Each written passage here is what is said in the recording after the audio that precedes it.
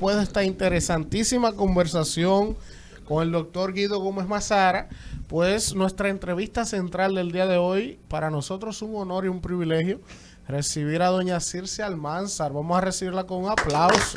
Gracias. Vicepresidenta ejecutiva de los industriales de la República Dominicana y muchos temas importantes que conversar con doña Circe. Buenos días, muchas gracias por estar con nosotros. Gracias a ustedes por la invitación y por darme ese aplauso tan bonito el día de hoy. Me reconforta. ¿Qué quiere decir? Que es la primera vez que tenemos a Circe de manera presencial. Así es. Sí, en el Zoom hemos estado. Doña Circe, iniciar esta conversación hablando un contexto global sumamente complejo para todo el planeta. La República Dominicana no está ajena a eso, situaciones pandémicas, ahora con esta guerra de Ucrania y Rusia. Desde el punto de vista industrial, ustedes que son un ancla fundamental en el desarrollo, en la economía, en la generación de empleos, ¿qué impacto desde el punto de vista económico está teniendo esta situación que afronta el país? Yo quisiera entrar primero en la situación que estamos viviendo desde hace tiempo el sector industrial y qué bueno que ya estamos llegando a unos niveles en que estamos entendiendo la situación, porque lo habíamos advertido hace mucho tiempo. Claro, nadie se imaginó que esto iba a llegar a estos niveles. O sea, nosotros teníamos la esperanza de que ya a mediados del año pasado íbamos a estar volviendo a los niveles de precios que teníamos antes de pre-COVID, ¿verdad? Pero la verdad es que no solo no sucedió, sino que ahora se incrementa con el tema del conflicto geopolítico entre Ucrania y Rusia, que es un conflicto que va más allá de esos dos países y que la verdad es que nos preocupa. Y esto tiene que ver no solamente con el encarecimiento de muchos precios internacionales, de los cuales dependen muchos de los productos dominicanos, por varias razones. Uno, porque nosotros no somos productores de petróleo, por lo tanto, todo lo que se deriva de los productos de petróleo tiene que importarse. Y cuando hablamos de productos derivados del petróleo, estamos hablando de empaques. Y los empaques ya de por sí se encarecen, pero al mismo tiempo hay una serie de alimentos que se transan internacionalmente, porque la gente dice, bueno, son materias primas. Sí, pero son materias primas que se transan en los mercados mundiales porque son producidas en grandes espacios y grandes volúmenes con una capacidad instalada enorme, porque para tú producirlas menor costo tienen que tener economía de escala. Entonces nuestro país dice, bueno, pero ¿por qué no producimos maíz en nuestro país? Bueno, porque no competimos, no hay forma, o sea, te sale más barato importarlo que producirlo aquí. Por supuesto, nosotros tomamos esa decisión en un momento. Ahora yo no tomaría esa decisión con los arroceros, independientemente de que salga más barato en China, porque tú también tienes que sopesar cuáles son las decisiones que tú tienes, porque hay veces que tú, como lo hacen todos los países, no solamente nosotros, sino independientemente de que me sale un poco más caro, yo tengo que apoyar no solamente la producción nacional, no la producción nacional solo para la seguridad alimentaria, sino también para los empleos que genero, la riqueza que genero. Exacto.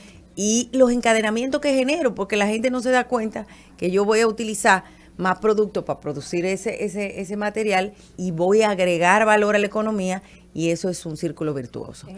Pero estamos mal. En ese sentido, hablando de ese tema, me gustaría escuchar su posición a través de ustedes, los industriales, sobre las medidas anunciadas por el presidente Luis Abinader el pasado lunes, y escuchando ayer a algunos diputados que decían que no fueron acertadas porque cerca del 80% de la canasta básica, de los productos de la canasta básica, se producen aquí en el país. Entonces, que al final esas medidas como que no serían tan efectivas, según decían unos diputados ayer en el Congreso.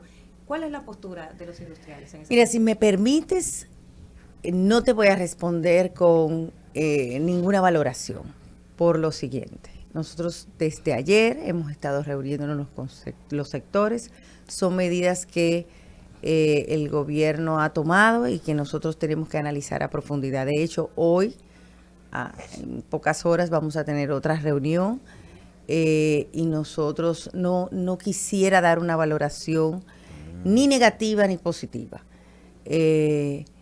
porque para nosotros las medidas son o sea, son medidas tomadas por el gobierno y nosotros tenemos que tomarlas con el consenso y la participación de los sectores. Manuel. Doña Circe, reiterarle, verdad, nuestro agradecimiento de estar aquí con nosotros. Doña Circe, yo vi que usted hacía una especie de un llamado de alerta, ¿verdad?, del sector industrial, diciendo que tenían cierta preocupación por el proyecto de ley de extinción de dominio. Usted decía que hay que esclarecer de manera taxativa cuáles serían los delitos de los cuales se estarían decomisando los bienes futuros, porque en la forma en la que está planteado hay una cierta ambigüedad que no se entiende. Nos gustaría, por favor, si nos pudiera explicar por qué la preocupación de manera específica y qué ustedes entienden que debe mejorar de ese proyecto. Mire, primero aclarar que la preocupación no es una preocupación, es más que nada un trabajo conjunto que hemos estado haciendo con la Comisión Bicameral. De hecho, hemos tenido mucha receptividad por parte tanto del presidente de la comisión, el senador Catrén, como del proponente, el senador Taveras, de dialogar. Este tipo de legislaciones son legislaciones que, si bien todo el mundo interpreta que es para perseguir lo que todo el mundo entiende que debe perseguirse, porque yo le aseguro que si votamos aquí, nadie de los que está aquí quisiera que no se castigara o se decomisaran los bienes de un narcotraficante, claro, que haya hecho muchísimo daño y que se fue fuera del país, lo castigaron, lo enjuiciaron, lo condenaron en otro país, pero los bienes aquí están como si nada. A todo el mundo le gustaría que hubiese un resarcimiento de ese daño que hizo esa persona. Ahora bien, cuando uno está analizando un proyecto de ley, uno analiza los proyectos de ley integralmente, o sea, las medidas, políticas públicas. Y, por ejemplo, le voy a poner un ejemplo de lo que podría estar pasando. Y con esto no quiere decir que yo no estoy de acuerdo con que se apruebe el proyecto, y el sector está de acuerdo con que se apruebe el proyecto. Pero imagínense que estamos aquí. Ustedes están naciendo con este programa en esta emisora ahora nuevamente. Hicieron una inversión. Pero esa inversión participó alguien que tuvo algún problema con un hecho delictivo. Y ustedes son una sociedad. Y esa sociedad se paraliza porque una persona estuvo involucrada en un hecho delictivo.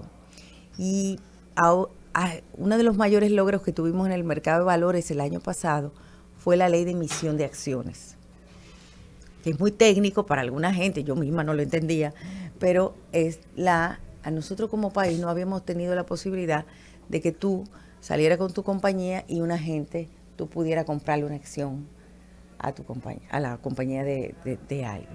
Y eso se logró. Pero ¿qué pasa? Que no va a tener los resultados si todo el conglomerado se contamina de algo que pudiera pasar en un mercado público, por ejemplo. No es que tú vas a conocer a la persona, es que tú vas a tener una emisión de acciones y tú vas al mercado de valores. Y por eso hay que entender bien las implicaciones que puede tener, porque en países donde hay mercado de valores fuerte no existen este tipo de legislaciones. En ese sentido, aclarar, doña Circe, que de hecho ya tenemos legislación que especifican con mucha claridad hasta dónde pueden tener participación y dónde se implican los asociados de personas que tengan implicación con asuntos leyes comerciales, delicados. Pero nosotros hemos estado pasando algunas problemitas, no tan graves, pero con la ley de lavado. Lo que la ley de lavado implica es lo siguiente. Recientemente el presidente de la República acudió por primera vez de un mandatario a la frontera a dejar iniciada una verja perimetral inteligente. ¿Cómo ven los industriales ese tipo de acción a favor del patriotismo dominicano? Yo no lo llamaría un tema de patriotismo, yo entiendo que esto es un tema de seguridad nacional, inclusive de lucha contra el combate al contrabando, también de persecución contra la trata de blancas. Yo creo que es algo que tenemos que verlo en el contexto de parte de las políticas que se toman como seguridad nacional. Me parece que la tecnología de la información, la transformación digital está del lado de los avances y yo creo que tenemos que utilizarlo. O sea, cámaras de videovigilancia, lo que tiene que ver los drones, esas mismas vallas. Yo creo que es importante. Nosotros que somos de los que hemos estado promoviendo el combate del ilícito, porque acuérdense que uno de los problemas que estamos teniendo nosotros en el sector industrial es el contrabando, sobre todo en materia de algunos productos específicos como alcoholes, cigarrillos. Y eso es para nosotros. O sea, a mí nadie me diga que yo no estoy de acuerdo. Eduarda. Doña Circe, un placer tenerla por acá. Gracias. A mí me gustaría preguntarle dos cosas. Específicamente, ¿cómo le está impactando a ustedes, los industriales, el tema de la inflación? Porque usted nos hablaba un poco de los costos a gran escala, pero al final no aterrizamos en esa parte de cómo específicamente le está impactando. Otra cosa que me gustaría preguntarle es que hay un clamor por ciertos sectores de la población de una reforma fiscal, pero que esta reforma fiscal grave a aquellas personas que tienen más o a aquellas personas que tienen grandes negocios. ¿Cómo lo perciben ustedes? Desde allá, ¿están de acuerdo con una reforma fiscal integral? ¿Qué elementos consideran ustedes que deben tomarse en consideración? Ese tipo de cositas.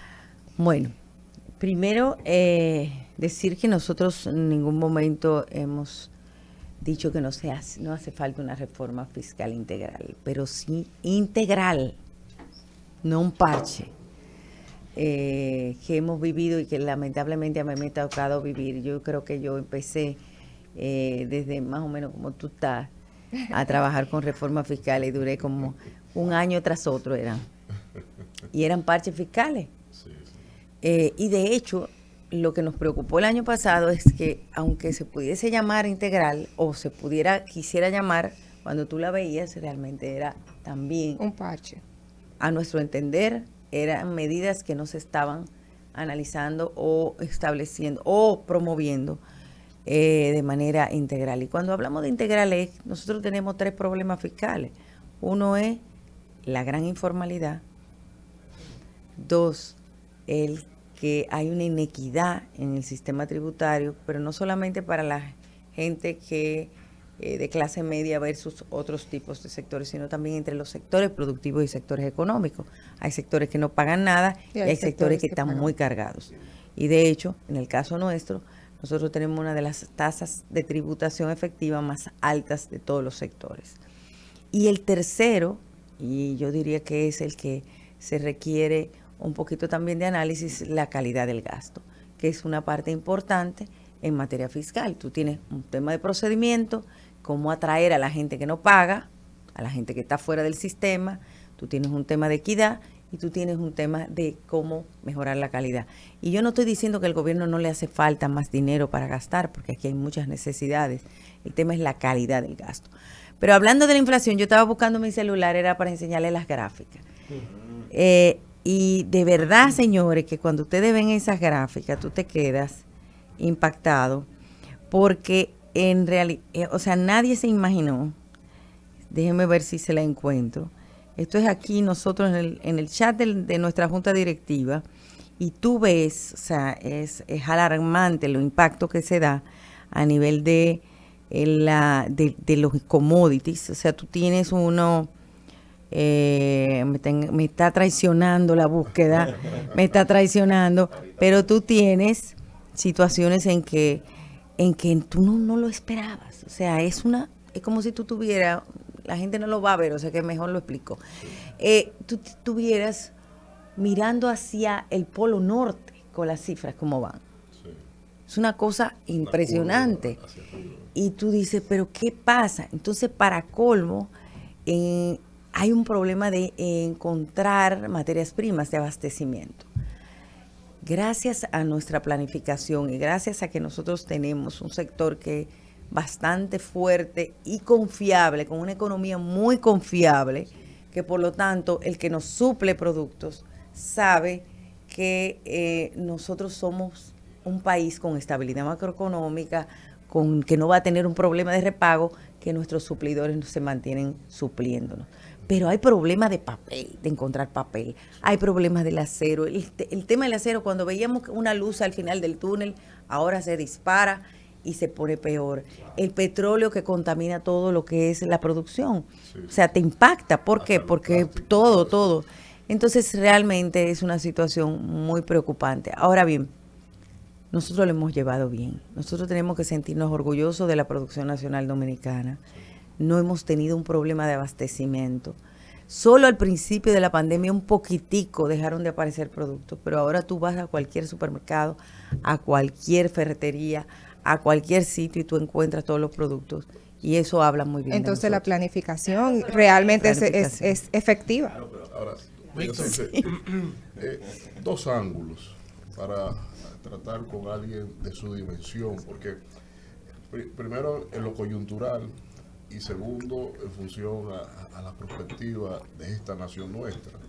En lo coyuntural, en términos de la política monetaria de parte del Banco Central de la República Dominicana, ha llevado a una apreciación del peso sobre las monedas extranjeras, lo cual tiene una incidencia directa sobre el sector industrial, pero a la vez el sector industrial que también exporta. Y eso genera ahí una huella. Y en sentido ya en perspectiva, su visión, doña Circe, acorde a algo que precisamente sobre estos parchos fiscales que siempre hemos estado postergando una agenda estratégica de un modelo de desarrollo económico del país, los índices de desigualdad social en el país son tan altos y se grafican tanto en cualquier esquina del país, donde hay un vehículo de lujo y una señora que pide, con un niño en brazos, y en términos de los matices del salario que tiene el trabajador. ¿Cómo combatir desde nuestra nación misma la desigualdad social de este modelo económico que tenemos hasta el momento? Bueno, son temas muy profundos, tendríamos que debatirlo en una peña. Bueno, mejor. Con un ron dominicano o una cervecita dominicana. La verdad es que el tema de la desigualdad social tiene que ver mucho con las políticas públicas que uno emprende. De hecho, tenemos que reconocer que nuestro país, a pesar de que se dice que somos de los países con más altos niveles de desigualdad, no lo somos. O sea, en Latinoamérica hay países que son impresionantes. Yo diría que también por las altas riquezas que tienen un grupo que son demasiado, y que son mucho más que las nuestras. O sea, el millonario en Brasil no es un millonario aquí. Pero yo entiendo que hay que verlo de manera integral. Uno es el crecimiento de la economía tiene que venir acompañado de políticas de gasto social que sean adecuadas, pero también de oportunidades. Nosotros hemos pasado por un modelo económico, una teoría donde se fomentaba mucho la globalización, las importaciones. Tú dirás, eso es bueno, nadie puede retroceder. Es muy difícil que tú vayas a retroceder en este ambiente. Ya después, sobre todo que tú tienes una economía mundial interconectada por la tecnología, ya no solamente por la mercancía o por el transporte o intercambio de mercancías, sino por la comunicación misma. Ahora bien, lo que sí nosotros tenemos que entender es que solamente en la medida en que nosotros generamos mayor valor a lo que producimos, mayor valor a nuestros sectores de la economía, vamos a tener una sociedad que tenga más capacidad de tener recursos y, por supuesto, de poder avanzar y tener más acceso a los servicios ciudadanos, pero acompañado también de las políticas públicas que te hacen que tus recursos humanos se adapten, que es lo que nosotros entendemos que nos hemos quedado un poco rezagados. Hemos aportado a un 4% de la educación, pero sin embargo no hemos podido lograr dar ese cambio. Y yo se lo digo, yo estoy trabajando todo el tiempo con Infotep porque creo mucho en Infotep y además porque entiendo que se requiere no solamente de un cambio en la educación básica, sino también en buscar la forma de que la gente se adapte a los nuevos modelos, sobre todo a la industria 4.0, pero a mí me tiene un poco preocupada eso. Y eso es solamente, eso sería un eslabón importante para lograr que haya menos desigualdad, pero también tiene que ver con las formas del trabajo en estos momentos. Las formas del trabajo que se están dando, que no es solamente República Dominicana, implican un cambio inclusive hasta la de la forma de regularlo. Ya tú no sabes cómo tú vas a regular a un trabajador. Nosotros ahora que estamos discutiendo el Código de Trabajo, tú dices, bueno, tú quieres tener ideas buenas de cómo proteger, por ejemplo, a alguien que te da servicio, le da servicio a una empresa de Dinamarca en su computadora. Pero tú dices, ¿cómo yo lo protejo? Porque en realidad mis legislaciones son territoriales, no son extraterritoriales. Entonces se está dando un cambio de paradigma tan grande que tú vas a tener que buscar la forma de que siempre y cuando el foco sea la gente, la sociedad, esa juventud que tenga acceso a mayores posibilidades, mayores oportunidades, con esa mira podamos avanzar. Pero también logrando que nuestros sectores tengan mucho mayor valor agregado nacional. Yo suplo turismo, bueno, pero este turismo yo le tengo que vender productos dominicanos. Yo tengo zona franca, yo necesito venderle productos dominicanos. Yo tengo industria, yo necesito venderle producto agrícola dominicano. Eso es lo que se necesita. La valoración con respecto al Banco Central, la política monetaria. Sí, yo sabía que me hacía falta. Bueno, realmente es algo, nosotros lo analizamos la semana pasada y no puedo irme de aquí sin anotar sus correos, porque es importante que siempre tomen en cuenta esos eventos que nosotros tenemos. Sí. Lo analizamos y dijimos, en realidad la inflación es una inflación importada, pero también nosotros apostamos a un crecimiento de la economía. Y eso está bien. Nosotros apostamos y la Junta Monetaria así aplicó las medidas. Y qué bueno, fuimos el país que más creció en Latinoamérica. Y eso es importante porque apostamos a crecer y para nosotros es más importante crecer que tú estar en un decrecimiento, pero tener inflación controlada. Pero ahora, ¿qué hace la Junta Monetaria? Bueno, tenía mucho dinero en la calle. Utiliza sus reservas en dólares, pero también emite certificados y se está dando esta baja en la apreciación. Ustedes saben, se está apreciando la moneda. Pero ustedes saben lo que implica para, por ejemplo, en nuestro país, el incremento de la factura petrolera el año pasado, lo que implicó casi 2.000 millones de dólares. Wow. Una reducción en los puntos de la tasa de cambio es una disminución del gasto importante. Yo digo que la Junta Monetaria toma sus decisiones, hay que sacrificarse. Yo no creo que esta apreciación dure tanto tiempo. Sí. Los exportadores sí están un poco quejándose por esta situación. Pero yo creo que nuestro país, que es un país que depende mucho de la economía internacional, sobre todo por el tema del petróleo y las importaciones de materias primas, es una decisión que creo que puede ayudar más que desayudar. Circe, finalmente, de mi parte, dos cosas. Lo primero es, ¿cómo ven ustedes desde el punto de vista industrial, como empresarios privados, la dinámica política local? En el pasado proceso electoral hubo situaciones muy peligrosas para la democracia, para el sistema, suspensión de elecciones, una serie de situaciones que aquí hacía años que no se veían. Hay un cambio en la Junta, pero a esta sociedad nadie le explicó, ni le ha explicado qué pasó, por qué pasó, cómo pasó. Y sin embargo, los reglamentos electorales que nos rigen tienen grandes debilidades. Y nosotros entonces nos abocamos a un nuevo proceso electoral, quizás en año y medio, donde a esta sociedad no se le ha explicado nada y los actores políticos siguen con su dinámica igualita, matándose aquí, división interna, problema aquí, el PLD. ¿Ustedes cómo ven la clase política que nos dirige desde afuera? Porque tiene que haber un peso y un contrapeso en el juego del desarrollo de esta nación. Entonces, ustedes lo ven con preocupación, ven en perspectiva que la clase política va madurando al nivel de ustedes, o sea, ¿cómo ustedes ven la clase política dominicana? ¿Te puedo hablar a título personal? Personal, no de los industriales, no de los industriales. Circe Almanza. Ojo, que es a título personal, porque te hablo a título personal porque es un tema que no se debate, claro que sí, se analiza en los círculos empresariales, pero el sector industrial está más concentrado en temas que tienen que ver con su sector productivo, con la industria, con las políticas económicas.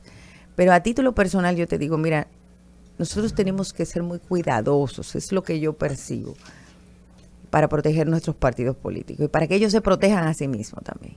Porque cuando nosotros vamos a otros foros o a foros internacionales, parte de lo que se está pasando en la gobernabilidad democrática de esos países, que no los deja avanzar desde el punto de vista económico, porque es que un país que no tenga gobernabilidad y que no tenga instituciones fuertes, no hay seguridad para la inversión. No hay seguridad para la inversión. Y tanto el sector privado como los partidos políticos deben analizarse qué pasa que no están satisfaciendo a esa juventud que está surgiendo. O que analizarnos nosotros mismos, porque son instituciones importantes, ambas. En ese sentido, continúo. No, eso es lo que digo. Bueno. Entonces yo sí pienso que independientemente de que no se dé una explicación y que la Junta, yo creo que más que nada los partidos políticos tienen que trabajar en fortalecerse y a pesar de que tengan diferencias entre ellos, deben apoyarse como sistema y como instituciones, porque el riesgo es grande. Doña Circe, mire, yo pienso que el problema número uno del mundo ha sido, digamos, desplazado en términos coyuntural, que es el cambio climático, ¿verdad? Ha sido desplazado por esta sindemia, ¿verdad? Esta combinación, primero en términos de salud y ahora la inflación global que está afectando de manera inmisericordia al mundo entero. El gobierno ha estado tomando algunas medidas. Vimos que el Banco Central inclusive ha ido aumentando la tasa paulatinamente. Ahora se anuncian unas medidas. ¿Ustedes como industriales están conformes con las medidas que ha estado tomando el gobierno para mitigar un poco los embates de la inflación? ¿Ustedes lo han evaluado eso? Bueno, vuelvo y repito. En cuanto a las medidas anunciadas por el presidente recientemente, quisiera reservarme porque estamos analizándolo. Ayer tuvimos una reunión, pero hoy tenemos otra. Por respeto a mis constituyentes. Yo me refiero, doña Circe, no. De manera holística. Ahora, de manera holística, o sea, con respecto a la pandemia, nosotros, ahí están los números, pero además están las evidencias. Nosotros fuimos de los países donde se tomaron mejores medidas, más acertadas las medidas, tanto en el lado económico, sobre todo con las políticas tomadas por la Junta Monetaria y el Banco Central, hasta el mismo apoyo que se dio en subsidios focalizados a través de FASE, a través de Quédate en Casa, que luego se cambió con el nuevo gobierno, el PATI. O sea, todas esas decisiones y la colaboración pública y privada fue importantísima. Desde el pasado gobierno hasta fue una interacción y una colaboración. Y el proceso de vacunación, que sin duda alguna, aunque no lo creamos que tiene impacto económico, tiene impacto económico, pero mucho impacto económico. De manera breve, doña Circe, no sé si esta la va a responder de manera personal o institucional, pero el gobierno dominicano se ve como muy a gusto con los industriales, se ve a gusto con el sector turístico, se ve a gusto con el sector zona franca. Qué politiquería usted ahí. Cuidado, doña Circe, no se debe provocar. ¿Y ustedes cómo se ven? ¿Se ven a gusto con el gobierno? Nosotros hemos trabajado con el anterior y este gobierno y nosotros tenemos una maravillosa ventaja que no la tienen otros países, que es en este país se dialoga, se trabaja de manera conjunta con nuestro sector y con otros sectores, porque no es solamente con nuestro sector. Ahora bien, los sectores económicos, los sectores privados, sobre todo los que están agrupados en instituciones, tienen mucha preponderancia en momentos de crisis económica.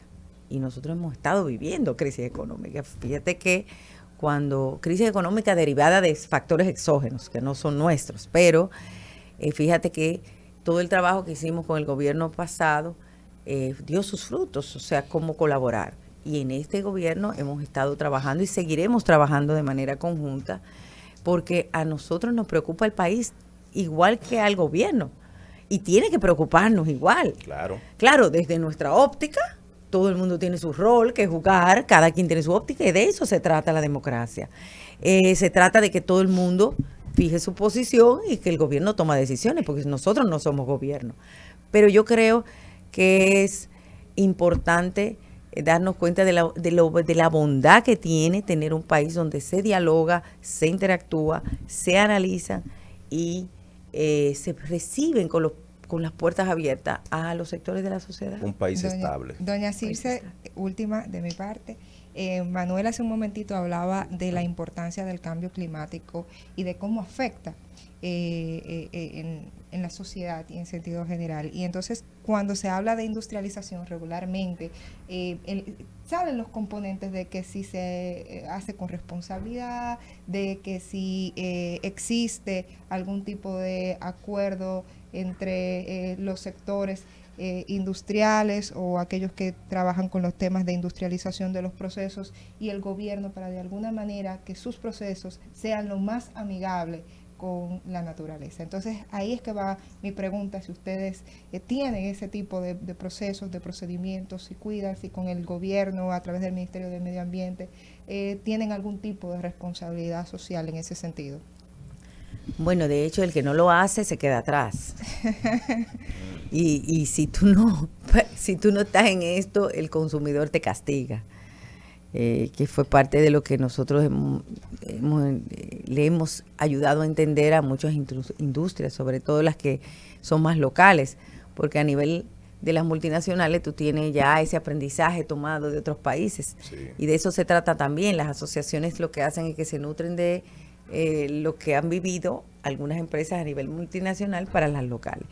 Y nosotros sí. La pandemia ha disminuido un poco el ritmo de trabajo que llevábamos con el tema de sostenibilidad, pero sigue en pie. De hecho, nosotros adoptamos el tema de los residuos sólidos como bandera por varias razones. Uno, porque creemos en la economía circular y es un modelo de negocio.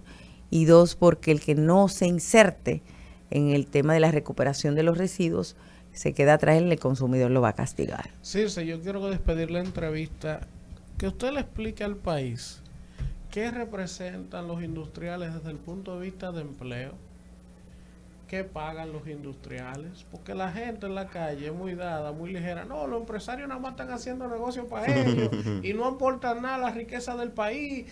¿Qué representa el sector industrial en cuanto a plaza de empleos? ¿Cuál es el promedio salarial que devengan los empleados en el sector industrial? Para que la gente tenga una idea de lo que ustedes representan para la economía de este país. Gracias, eso es como música para mis oídos.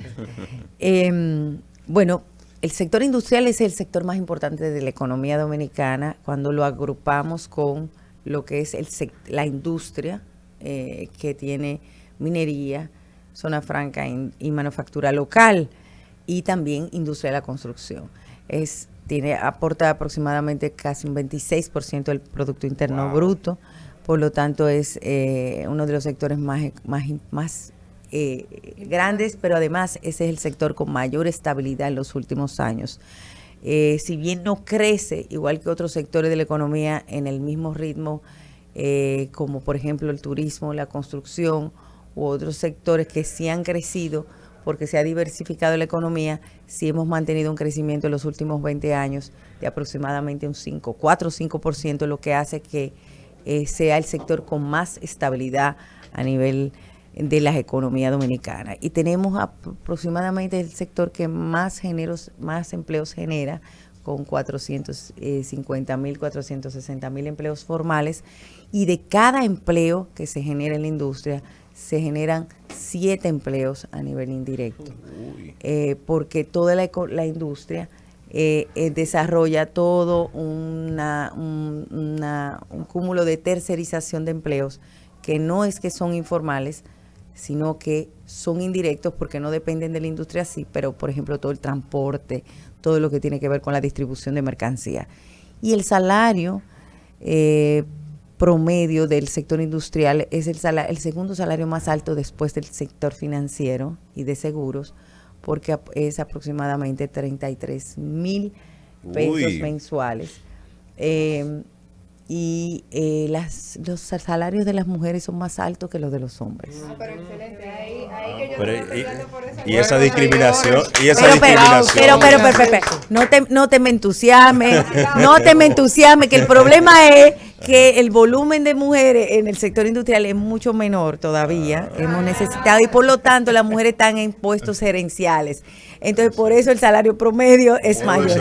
O sea que yo no me quedo conforme con ese dato. Gracias a doña Circe Almanzar. Hay que seguir luchando. Un honor y un privilegio que nos acompañe y esté con nosotros trayendo todas estas visiones tan importantes de un sector tan neurálgico para el desarrollo de este país. Gracias por la entrevista muy bonita y me anima mucho a seguir en el día de hoy. Gracias.